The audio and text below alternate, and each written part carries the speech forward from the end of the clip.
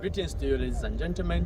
Here we are, Kasumbalesa Radiation Protection Authority. We're here to share sensitization with you on emergency response in a radiological incident.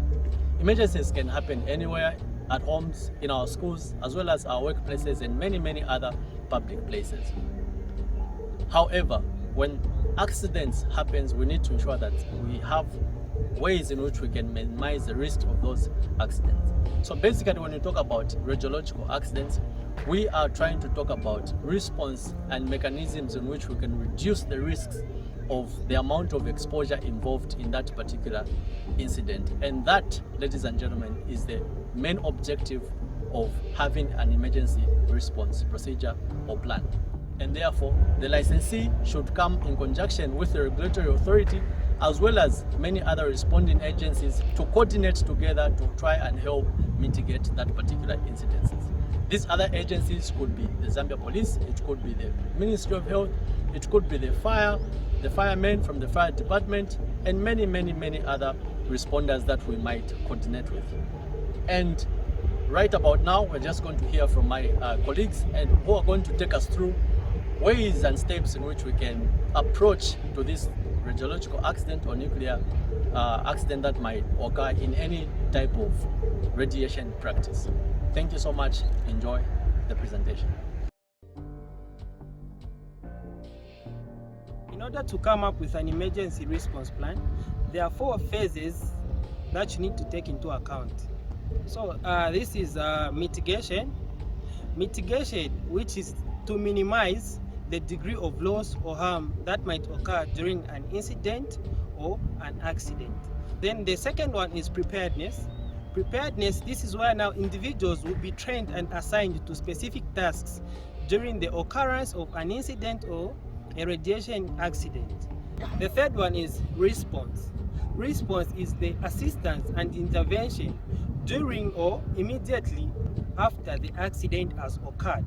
So right about now, ladies and gentlemen, we are on our way. We as Radiation Protection Authority, Kasumbalesa, we are on our way to respond to the crime scene. We received a call from a caller, an alert, a notification that there was an incident where a vehicle that was carrying some radioactive material. So we are working hand in hand. We've communicated with other first responders from the Ministry of Health, from the fire, from the Zambia Police, and so we're gonna update you once we get to the crime scene and keep you posted. Thank you so much.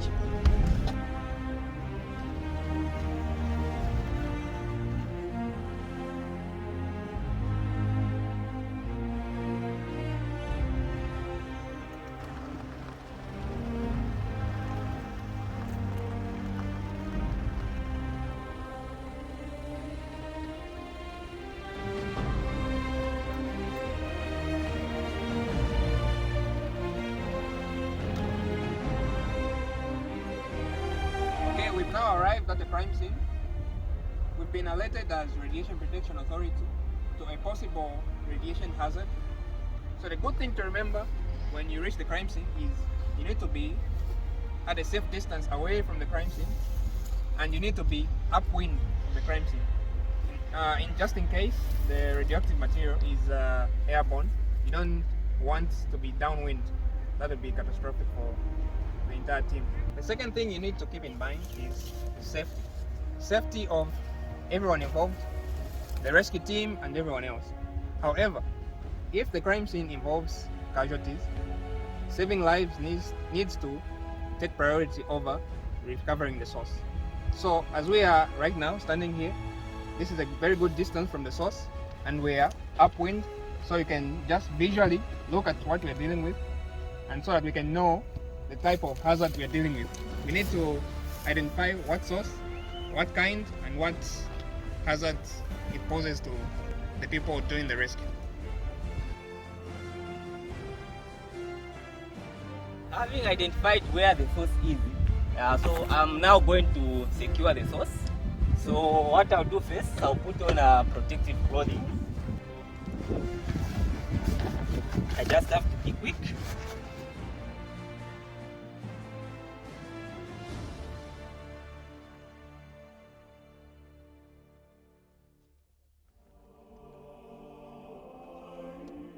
So I need now to make my equipment ready. Yeah, so first thing first, before going there, I have to take note of the background radiation. Okay, yeah, so here the background radiation, I see on my PRG, it's 0.06 microsievert per hour. So I'll now be moving slowly, heading towards the source, which is that side. I'll be checking the radiation level changes on my PRG. As I'm getting closer, it is also increasing. Yeah, so it's increasing. Yeah, so once I reach a certain point, this is now, it looks to be dangerous. I can receive a signal from the PRG, and at this point, I'm capable of identifying the radionuclide present in the source. So I'll now use my advanced gadget, which is the radionuclide identifier, which is going to identify the source and measure the radiation. It's telling me to see the source, the actual radioactive source is the cesium-137, which is the gamma emitter. After going close, yeah. So having reached this point, make a demarcation just to indicate that the area beyond this line is a hazardous area. No unauthorized individual is supposed to cross going there.